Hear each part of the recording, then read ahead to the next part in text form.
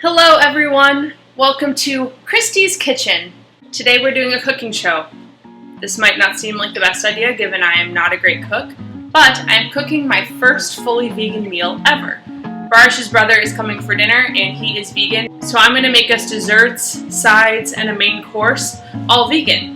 Now if you are vegan, you're probably like, girl, this ain't a big deal, but when you're someone like me who is not vegan, there are so many little things that you don't even think about that you cannot use when you're cooking and baking. So, for example, today I am using tofu, which I've never cooked before, so we'll see how that goes. And I'm also making an egg substitute that is called a flax egg.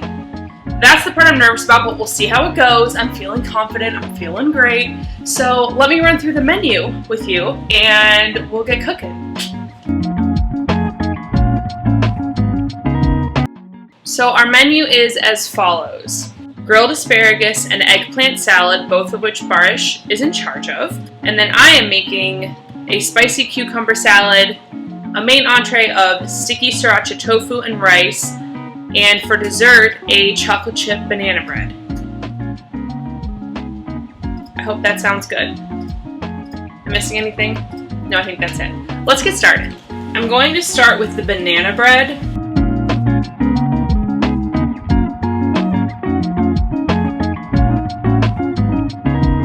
I have already preheated the oven, greased my loaf pan, and now I'm going to make the flax egg. Jesus, take the wheel.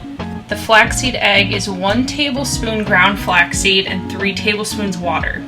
Is milled flaxseed the same as ground flaxseed? Guess we're gonna find out. So it says just to mix the flaxseed in the water and set aside for 10 minutes. I read about this online and a lot of people are saying you put it in the fridge, so I'm gonna do that. 10 minutes in the fridge, so I'll show you what it looks like before I put it in. I think I might have put in too much water, classic, but I'm going to put it in the fridge for 10 minutes and we'll see what it looks like. I think it's supposed to thicken. I don't know, we'll see what happens. While our flax egg does its thing in the fridge, let's move on and get the rest of the batter together.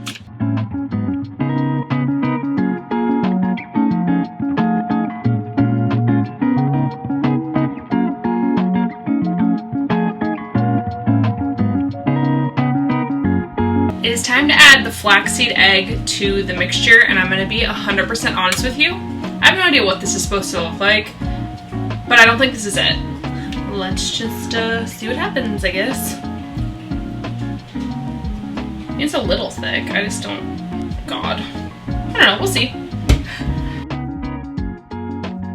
I hate when recipes do this. In baking, they're always like, use 40 bowls. Use 3 bowls for your wet mixture ingredients, 70 bowls for your dry mixture ingredients. Like, why can't I throw it all in one? It's saying to put in a separate bowl the flour and the baking soda, then fold it all together. You know what? I'm just gonna throw it right in this bowl. Call it a day. Now we have to fold in these ingredients. I am now going to be forever reminded of Schitt's Creek when I fold anything. If you guys have seen the show, I'm sure you will remember David and Moira not knowing how to fold in the cheese. That episode is so good. I love that show so much. I wish it was still going. Honestly, my folding technique isn't great. Oh God. My sister always tells me that you can't like overwork batter. And I have a feeling this is me literally overworking the batter.